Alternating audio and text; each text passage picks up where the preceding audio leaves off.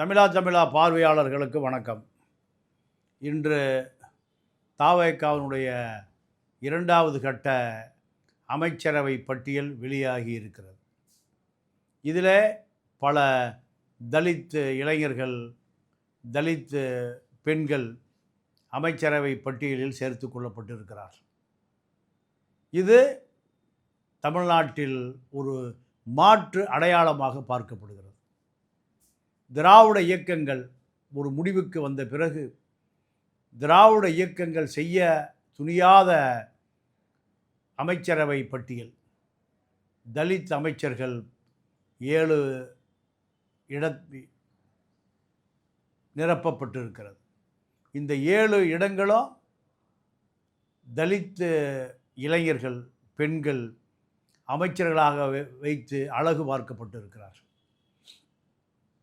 ஒரு தலித் புரட்சி நடந்திருக்கிறது என்று தலித் மக்களே ஏற்றுக்கொள்ளக்கூடிய ஒரு அமைச்சரவை பட்டியலாக இந்த அமைச்சரவை அறிவிக்கப்பட்டிருக்கிறது. திருமாவளவனுடைய விசிகா, அதில் இருந்த இளைஞர்கள் எல்லாம் தவேகாவில் இணைந்த பிறகு அவருக்கும் வேறு வழியில்லாமல் அந்த ஐவர் குழுவோடு தவேகாவுக்கு ஆதரவு நிலை எடுத்திருக்கிறார். இந்த தவேகா ஆதரவு நிலை என்பது பெருவாரியான தலித் மக்கள் சக்தி விசிகாவை தாண்டி தவேகா பக்கம் சென்றதனுடைய அடையாளம். திமுக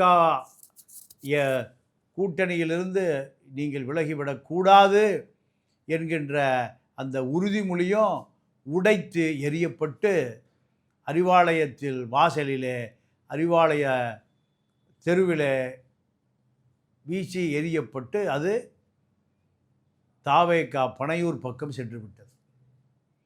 கம்யூனிஸ்டுகள், இந்திய யூனியன் முஸ்லீம் லீக், காங்கிரஸ், இப்படி பாஜக எதிர்ப்பு அடையாளங்கள், பாஜகவினுடைய சனாதன எதிர்ப்பு அடையாளம் திமுகவிடமிருந்து இப்பொழுது தவேகாவிடம் சென்று விட்டது. திமுக அடையாளத்தை இழந்து, கம்யூனிஸ்டுகள் இல்லாமல், காங்கிரஸ் இல்லாமல், விசிகா இல்லாமல், முஸ்லீம் லீக் இல்லாமல் தவேகா இப்பொழுது தலை நிமிர்ந்து நிற்கிறது. விசிகா, திமுக தலை குனிந்து நிற்கிறது. எதிர்காலத்தில் திமுகவுடைய கொள்கை கோஷம் சனாதன எதிர்ப்பு தான் எங்களுடைய பிரதான கொள்கை, நாங்கள் தான் சனாதனத்துக்கு மிகப்பெரிய அச்சுறுத்தலாக இருக்கிறோம் என்று உரிமை கோர முடியாதபடி உரிமை உள்ளவர்களெல்லாம் எதிர்முகாமுக்கு சென்று விட்டார்கள். ஆதலால் திமுக எதிர்காலத்தில் எந்த அடையாளமும் இல்லாமல் முகம் இழந்து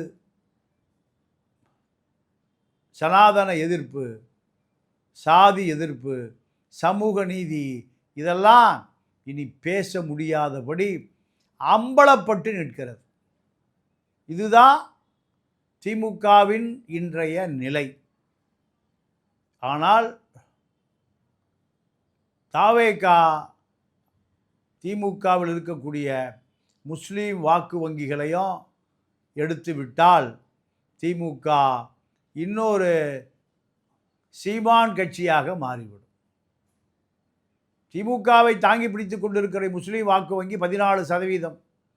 இந்த 14% வாக்குகள் தவேகா பக்கம் வருவதற்கான வாய்ப்புகள் நிறைய சாத்தியமான சூழல் இருக்கிறது. இந்த சாத்தியமான சூழல் தவேகாவுக்கு இருந்து அது பெருவாரியான வெற்றி பெற்றுவிட்டால் திமுகவுடைய வரலாறு அஸ்தமிக்கப் போகிறது. திமுக லஞ்ச லாவண்ய ஊழல், இப்படி ஊழல் மந்திரிகளால் சூழப்பட்டுள்ள கட்சி இப்பொழுது தன்னுடைய திராவிட அடையாளத்தையும் இழந்து நிற்கிறது. திராவிட அடையாளத்தை தூக்கி பிடித்த அத்தனை சக்திகளும் அங்கிருந்து வெளியேறிய பிறகு அந்த மக்களால் நம்பிக்கையோடு பார்க்கப்படுகிற சூழல் இனிமேல் உருவாகாமலே போய்விடும். அதிமுக பாஜகவிலிருந்து வெளியேறி பாஜகவினுடைய ஊது குழல்கள் வேலுமணி, விஜயபாஸ்கர், சி.வி. சண்முகம், செங்கோட்டையன் அனைவரும் இடம் மாறிவிட்டார்கள். அவர்களுடைய அடிமைகளும் இடம் மாறிவிட்டார்கள். ஆகையால் பாஜகவை கலட்டி விட்டுவிட்டு அதிமுக பிரதான எதிர்க்கட்சியாக பணியாற்றுமானால் அதிமுக அடுத்த கட்ட நகர்வுக்கு வருவதற்கு வாய்ப்பு இருக்கு. திமுகவை ஆதரித்தவர்கள், தாவேகாவை ஆதரித்தவர்கள் 5 ஆண்டு காலத்தில் திமுக பிரதான எதிர்க்கட்சியாக பலம் வருமானால் தமிழ்நாட்டுடைய பட்டி தொட்டிகள் எல்லாம் தாவேகாவை அம்பலப்படுத்தி திமுகவை அம்பலப்படுத்தினால் அதிமுக பிரதான எதிர்க்கட்சியாக மாறும். அதிமுகவுக்கு தமிழ்நாடு முழுக்க மிகப்பெரிய வாக்கு வங்கி இருக்கிறது. செயல் வீரர்கள் இருக்கிறார்கள், எம்ஜிஆர் தொண்டர்கள் இருக்கிறார்கள், இரட்டை இலையும் இருக்கிறது. இந்த இரட்டை இலை தலித் வாக்கு வங்கியை இழந்து நிற்கிறது. அருந்ததியர் வாக்கு வங்கி, தலித் வாக்கு வங்கி, தேவேந்திர குல வேளாளர் வாக்கு வங்கி, இப்படி இந்த வாக்கு வங்கிகளெல்லாம் அதிமுகவினுடைய சொத்து. அதையெல்லாம் இப்பொழுது அதிமுக இழப்பதற்கு காரணம் எதிர்க்கட்சி அரசியலை செய்யாமல் சாதி அரசியலை, சாதி இந்துக்களால், உயர் சாதி இந்துக்களால் அதிமுக நிரப்பப்பட்டு இருக்கிற காரணத்தினால்தான் அதிமுகவில் இருந்த தலித் இளைஞர்களெல்லாம் தாவேகா பக்கம் சென்று விட்டார்கள். திருமாவளவனுக்கு மிகப்பெரிய இழப்பு, அதைவிட பெரிய இழப்பு அதிமுகவுக்கு தான். கோவை மண்டலம் முழுக்க அருந்ததிய மக்கள் மதுரை வீரனாக மாறி எம்ஜிஆருக்கு வாக்களித்து வந்த வரலாறு தான் 50 ஆண்டு கால வரலாறு. இந்த 50 ஆண்டு கால வரலாறு இப்பொழுது தலைகீழாக மாறி போய்விட்டது. 10% வாக்குகளை அதிமுக புதிதாக கட்சி ஆரம்பித்த தாவேகாவிடம் இழந்து நிற்கிறது. இந்த இழப்பு அதிமுகவுக்கு மாபெரும் இழப்பு தான். 35% வாக்குகளை வாங்கி வெற்றி பெற்றிருக்கிற தாவேகா 25% நின்று போன அதிமுக, இரண்டுக்கும் தான் அரசியலில் போட்டி. ஆனால் இந்த அரசியல் போட்டி இப்பொழுது திமுகவுக்கு தாவேகாவுக்கும் தான் இருக்கிறது என்று பொய்யான ஒரு பிம்பத்தை கட்டமைக்கிறார்கள். திமுக பிரேமலதா உட்பட 31 கட்சிகள் கூட்டணி அமைத்தன.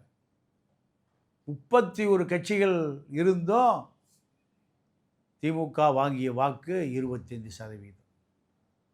எந்த கூட்டணியும் இல்லாமல் அதிமுக தனித்து நின்று பாமக, பாஜக வாக்கு வங்கி டி நகர், மாம்பழம் போன்ற பார்ப்பனர்கள் குடியிருக்கக்கூடிய பகுதிகளிலே மிகப்பெரிய தோல்வியை தழுவி இருக்கிறது. பாஜக அதைவிட பெரிய தோல்வியை தழுவி இருக்கிறது. இந்த சூழலில் அதிமுக எதிர்காலத்தில் எப்படி செயல்பட போகிறது? அதிமுக பிரதான எதிர்க்கட்சியாக 5 ஆண்டு காலம் கடுமையான போராட்டங்களை, இவர்கள் செய்த ஊழலைத்தான் அவர்கள் செய்ய போகிறார்கள். புதிதாக இங்கு ஊழலே இல்லை.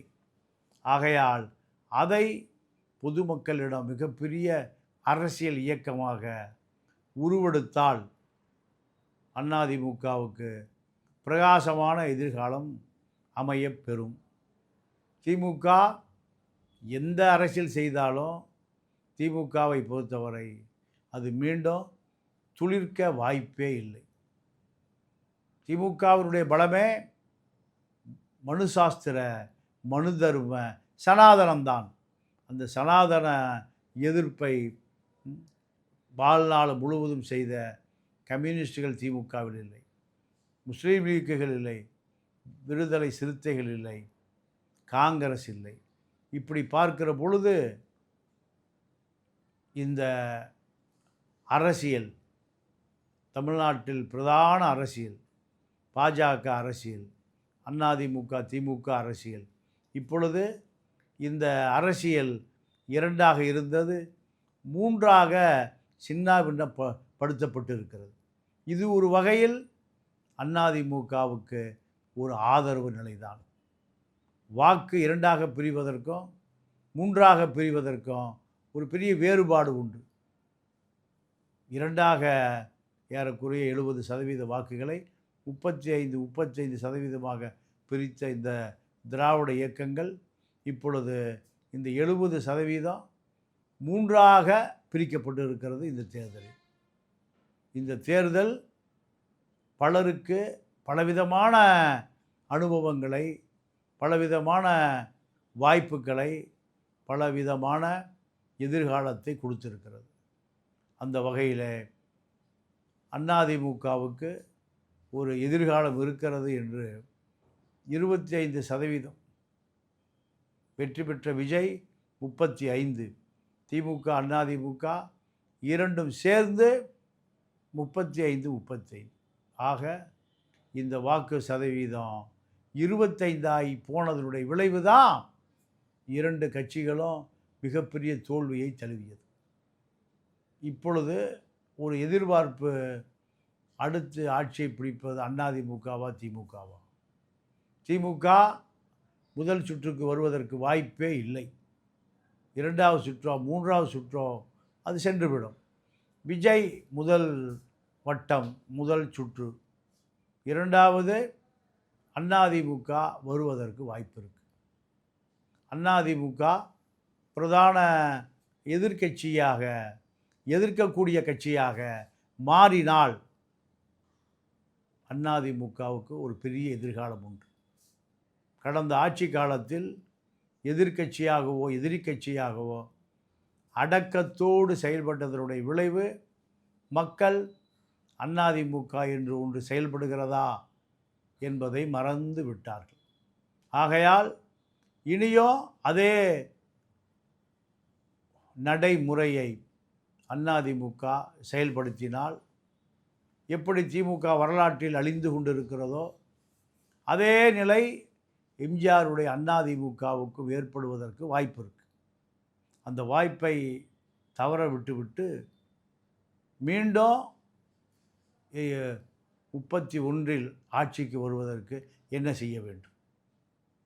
பிரதான எதிர்க்கட்சியாக அரசியலில் பிரகாசித்தால் மட்டும்தான் மக்களுடைய கவனத்திற்கு போகும். எங்கே ஊழல் நடக்கிறது, திமுக பல 1000 கோடி ஊழல், தவேக பல 1000 கோடி ஊழல், இதை மக்களிடம் வெளிச்சம் போட்டு காட்டுகிற அரசியல்தான் இனிமேல் மக்களிடம் எடுபடும். பணம் கொடுத்தாலும் வாங்கி கொண்டு அவர்கள் தவேகாவுக்கு வாக்களித்திருக்கிறார்கள் என்று சொன்னால் மக்கள் இந்த ஊழல்வாதிகளை எவ்வளவு தூரம் எதிர்க்கிறார்கள் என்பதை நாம் தெரிந்து கொள்ள முடியும். ஆகையால் எதிர்கால அரசியலில் இனிமேல்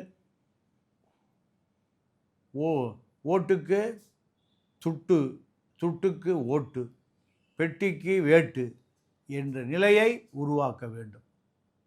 மக்கள் அதை இயற்கையாகவே உருவாக்கி இருக்கிறார்கள். இது யார் பணம் கொடுத்தாலும் வாங்கி கொண்டு அவர்களுக்கு பிடித்தமானவர்களுக்கு வாக்களிக்கக்கூடிய ஒரு முறையை இந்த தேர்தலிலே அறிமுகப்படுத்தி இருக்கிறார். திமுகவும் 2000, அதிமுகவும் 2000, 4000 வாங்கி வைத்து கொண்டு விசிலுக்கு அடித்த சத்தத்துக்கு பலரும் வாக்களித்திருக்கிறார். இதை பார்க்கிற பொழுது ஒரு ஆரோக்கியமான அரசியல் துளிர் விட ஆரம்பித்திருக்கிறது. லஞ்ச லாவணியம் ஊழல் என்பது அது விஜய்க்கும் பொருந்துமா என்பதை போக போகத்தான் பார்க்க வேண்டும். ஆகையால் தமிழ்நாட்டில் தமிழ் தேசிய அரசியல் கற்றுக்கொள்ள விரும்புகிறவர்கள் என்னை தொடர்பு கொள்ளலாம். திராவிட அரசியல் நீர்த்து போய்விட்டது. சாதி ஒழிப்பே தமிழ் தேசியம், தமிழ் தேசிய அரசியலை கற்றுக்கொள்ள விரும்புகிறவர்கள் இரவு 9 மணி முதல் 11 மணி வரை என்னை தொடர்பு கொள்ளலாம். நான் உங்களுக்காக என்னுடைய நீண்ட நெடிய அரசியல் அனுபவத்தை உங்களோடு பகிர்ந்து கொள்ள விரும்புகிறேன். நன்றி, வணக்கம்.